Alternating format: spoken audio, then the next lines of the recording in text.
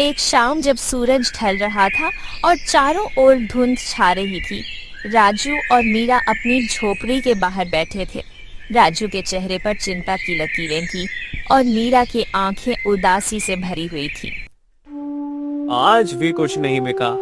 बाजार में कोई भी हमारी सब्जियां खरीदने को तैयार नहीं था।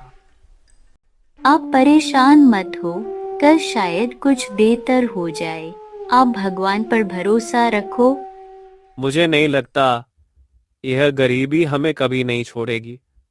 हमारे पास खाने के लिए भोजन नहीं है और हमारे बच्चों के कपड़े भी फटे हुए हैं। पता नहीं कब होगा सब ठीक। हम तो किसका बुरा नहीं करते, फिर भी हमें हिम्मत नहीं हारनी चाहिए। हमें कुछ न कुछ रास्ता निकालना होगा। हमारे पास कोई जमीन नहीं है और हमारे पास कोई पैसा भी नहीं है। हम कुछ और काम कर सकते हैं। मैं गांव के घरों में काम कर सकती हूँ और तुम लकड़ी काट कर बेच सकते हो। तुम ठीक कह रही हो मीरा। हमें कोशिश करनी चाहिए। हम अपने के लिए मेहनत करेंगे। फल देना न देना भगवान के हाथ में है। उस रात राजू और मीरा ने मिलकर एक योजना बनाई। उन्होंने फैसला किया कि मीरा गांव के घरों में काम करेगी और राजू लकड़ी काटेगा और उसे बाजार में बेचेगा।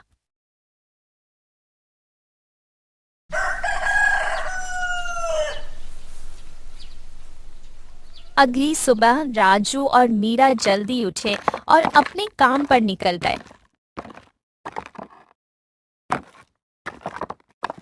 मीरा गांव के एक बड़े घर में काम करने गई और राजू जंगल में लकड़ी काटने गया। पूरा दिन काम करने के बाद राजू और मीरा थक कर चूर हो गए थे, लेकिन उनके चेहरे पर संतोष का भाव था।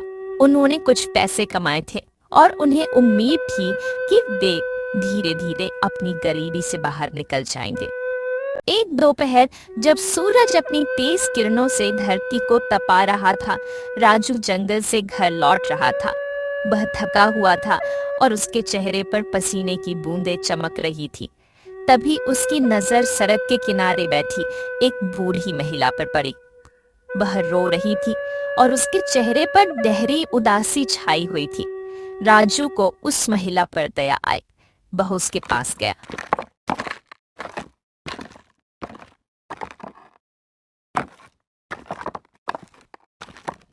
दादी, क्या हुआ आपको? आप रो क्यों रही हो? बूढ़ी महिला ने अपनी नम आंखों से राजू की ओर देखा और कहा, बेटा, मैं बहुत दुखी हूँ। मेरा घर जल गया है और मेरे पास रहने के लिए कोई जगह नहीं है। मैं अकेली हूँ और मुझे नहीं पता कि मैं कहाँ जाऊँ। दादी, आप रो मत। मैं आपकी मदद करूंगा। क्या हुआ अगर आप अकेली हो? मैं हूं। आप मेरे साथ चलिए। आप मेरे घर में रह सकती हैं।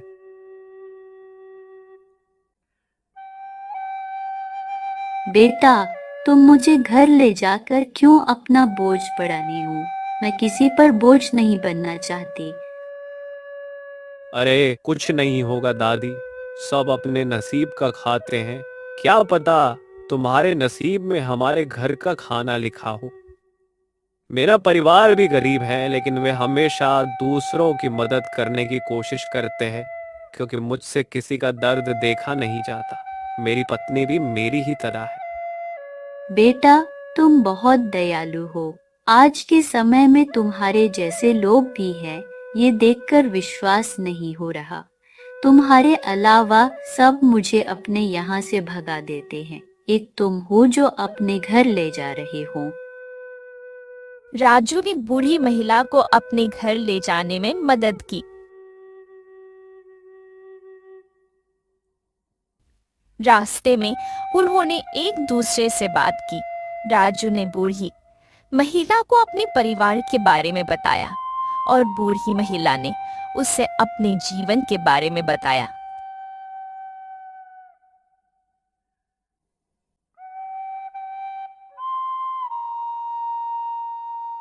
जब वे राजू के घर पहुंचे, मिया ने स्वर्णलता को देखकर आश्चर्य व्यक्त किया, लेकिन राजू ने उसे सब कुछ समझा दिया। मीरा ने भी स्वर्णलता का स्वागत किया और उसे अपने परिवार का हिस्सा बना लिया। रोज की तरह राजू और मीरा काम करने चले जाते, लेकिन उनका गुजारा अब भी मुश्किल से हो रहा था। बेटा तुम परेशान मत हो, तू बस भगवान पर भरोसा कर।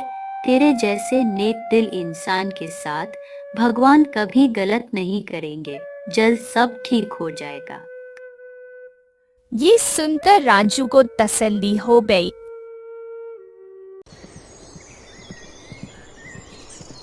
गांव में रामू काका नाम के एक धनी व्यक्ति रहते थे। वे दयालु और न्यायप्रिय थे। उन्होंने राजू की ईमानदारी और निस्वार्थता के बारे में सुना था।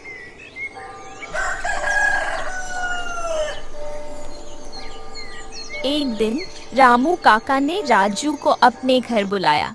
सुनिए, रामू काका का नौकर आया था, बोल रहा था कि मालिक बुला रहे हैं आपको। राजू थोड़ा घबराया हुआ था, लेकिन उसने रामू काका के बुलावे को स्वीकार किया।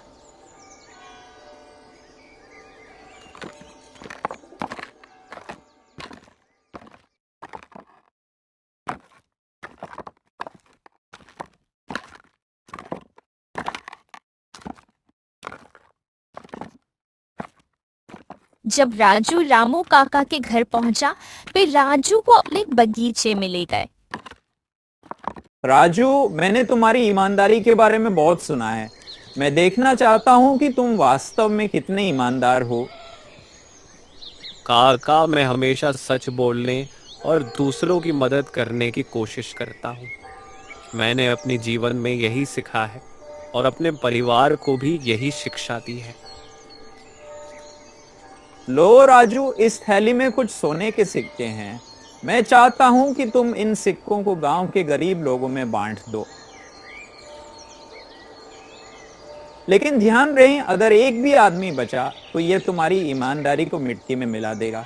इसमें इतना धन देखकर कभी तुम्हारे अंदर लालच ना आ जाए। इसी कारण मैंने ये काम सिर्फ तुम्हें सौंपा है। एक महान ऋषि ने मुझे सोने के सिक्के गरीबों में बांटने के लिए कहा था, लेकिन मुझे किसी पर भरोसा नहीं है। इस जमाने में सब धन के पीछे पागल है। तुम ये कर लोगे ना? काका, आप मुझ पर भरोसा रखें, ऐसा कभी नहीं होगा। मुझे अपने ऊपर पूरा भरोसा है। मैं आपका यह नेक काम पूरी ईमानदारी से करूंगा। आप चिंता न करें। राजू ने थैली ली और गांव की ओर चल दिया।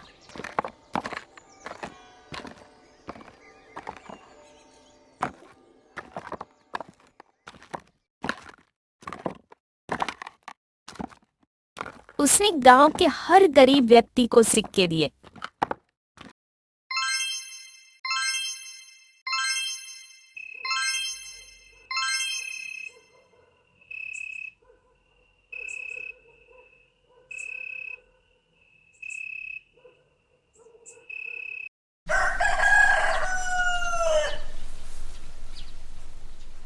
जब उसने सारे सिक्के बांट दिए तो वह रामू काका के घर लौट आया।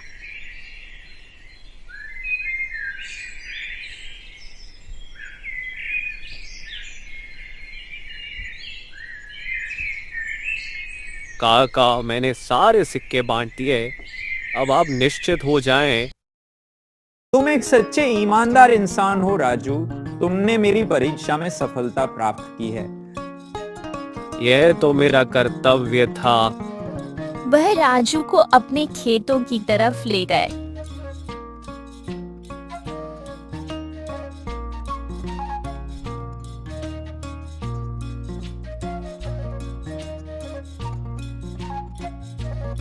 ये जमीन तुम्हारी है। तुम इस पर खेती कर सकते हो और अपने परिवार का पालन पोषण कर सकते हो।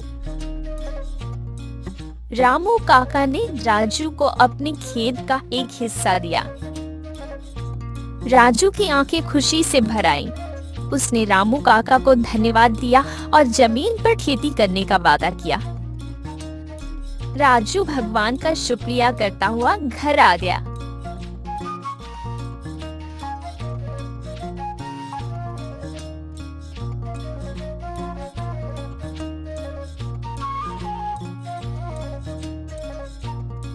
घर पहुंचकर उसने ये बात अपनी पत्नी बूढ़ी महिला से बताई।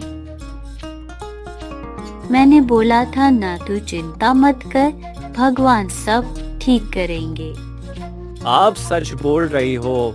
ये मेरी ईमानदारी और भगवान की कृपा है जो मुझ गरीब को जमीन मिल गई। अब राजू की परिस्थिति काफी अच्छी हो गई थी। वो खेती से अपने परिवार को ठीक से पालने लगा था और उसके नेक कामों के किस्से गांव में मशहूर हो गए थे। और रामू काका के इस नेक काम के चलते सारे गांव वालों ने उसे गांव का नया मुखिया बना दिया। राजू की बढ़ती लोकप्रियता और उसकी उदारता से गांव के कुछ लोग जलने लगे। उनमें से कुछ धनी किसान थे जिन्हें राजू की लोकप्रियता से अपने प्रभाव में कमी महसूस हो रही थी। वे राजू को बदनाम करने और उसकी छवि खराब करने की साजिश रचने लगे।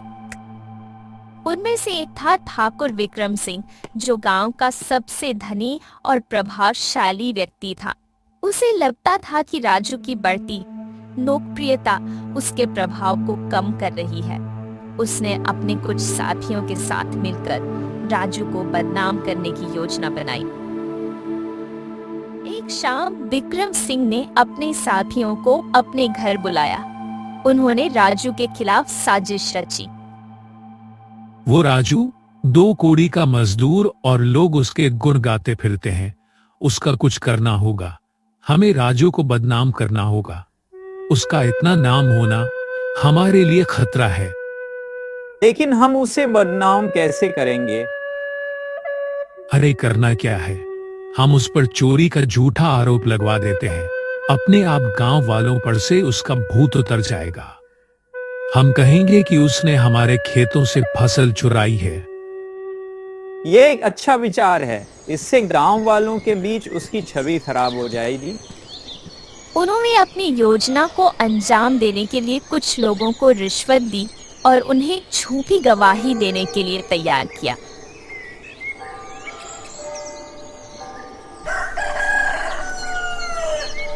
अगले दिन विक्रम सिंह और उसके साथी गांव के मुखिया के पास गए और राजू के खिलाफ चोरी की शिकायत की।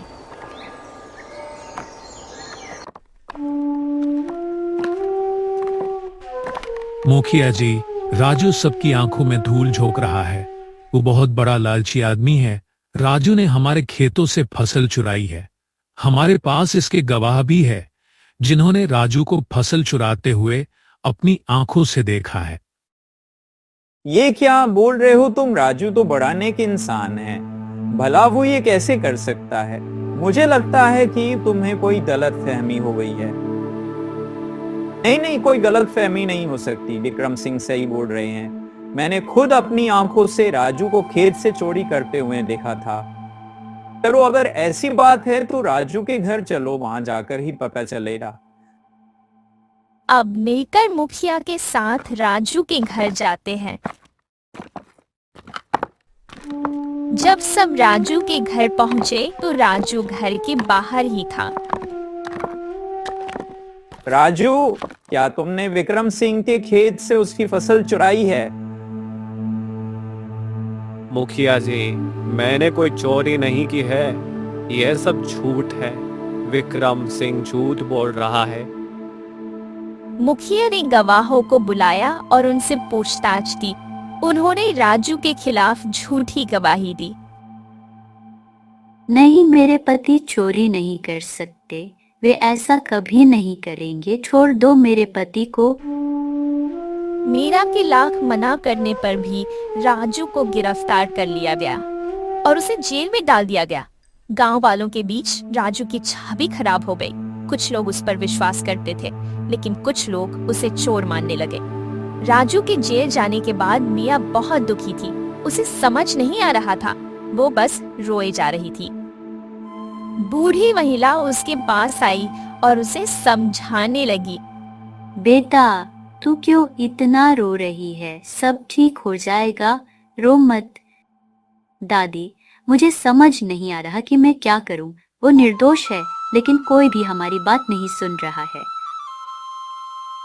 मीरा, हिम्मत मत हार। सच्चाई हमेशा जीतती है। हम राजू को न्याय दिलाएंगे। लेकिन कैसे दादी? विक्रम सिंह बहुत शक्तिशाली है, कोई भी उसके खिलाफ नहीं जा सकता। ये सब सच्चाई के सामने कुछ नहीं है मीरा। हमें सच्चाई की खोज करनी होगी और उसे उजागर करना होगा। हमें गांव के ईमानदार लोगों की मदद लेनी होगी। मुझे पता है कि कुछ लोग हैं जो सच जानते हैं, लेकिन दादी, क्या वे हमारी मदद करेंगे? वे विक्रम सिंह से डरते हैं। डरने से कुछ नहीं होगा मीरा। हमें उन्हें समझाना होगा कि सच्चाई के लिए लड़ना जरूरी है। स्वर्णलता और मीरा ने गांव के कुछ ईमानदार लोगों को इकट्ठा किया। उन्होंने उन्हें बताया कि राजू निर्दोष है और विक्रम सिंह ने उसे फंसाया है। लेकिन दादी, ये बहुत खतरनाक है। विक्रम सिंह बहुत शक्तिशाली है। अगर उसे पता चला कि हम उसकी जांच कर रहे हैं तो वह हमें नुकसान पहुंचाएगा। डरने से कुछ नहीं होगा। अगर हम चुप रहे तो ये सब कल गांव के किसी भी आदमी के साथ हो सकता है। हमें ये रोकना होगा। हमें सच्चाई के लिए लड़ना होगा। दादी, हम आपकी मदद करेंगे। हमें पता है कि राजू निर्दोष है। मुखिया जी, राजू निर्दोष है। मैंने अपनी आंखों से विक्रम सिंह को अपनी फसल राजू के खेत में डालते देखा था। उसने झूठ बोला कि राजू ने उसकी फसल चुराई है। तो ये सब तुमने पहले क्यों नहीं बताया? पहले मैं विक्रम सिंह के डर से कुछ नहीं बोला, लेकिन गांव वालों का साथ होने से अब मुझे कोई डर नहीं है।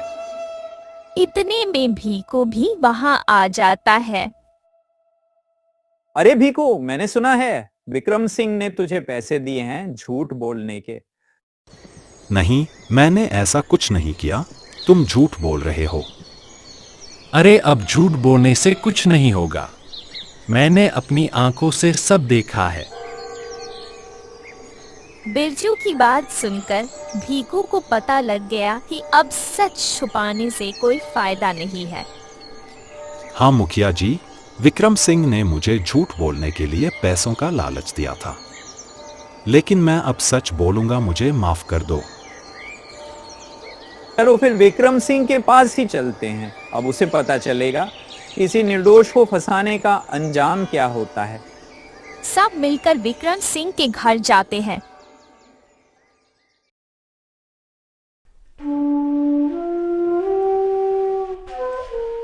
विक्रम सिंह, राजू से जलन के चलते तुम ऐसा करोगे मैंने नहीं सोचा था। तुमने राजू जैसे नेक इंसान को चोरी के झूठे मामले में फंसा दिया। बिरजू और भीकू ने हमें सब सच बता दिया है कि कैसे तुमने पैसे का लालच देकर राजू पर आरोप लगवाया। विक्रम सिंह ने जब भीकू को भी गांव वालों के साथ होते देखा तो उसने सब सच मानने में ही अपनी भलाई समझी। मुखिया जी, मेरे घमंड ने मुझे अंधा कर दिया था। मैं राजू की बढ़ती लोकप्रियता से जलने लगा था, जिससे मैंने ये सब कर दिया। मुझे माफ कर दो। मुखिया ने विक्रम सिंह को जेल भेजा और राजू को जेल से बाहर निकलवा दिया। अब राजू पहले की तरह अपने परिवार में खुशी खुशी रहने लगा। इस प्रकार की मनोरंजक कहानी के लिए हमारी चैनल को सब्सक्राइब करें। धन्यवाद।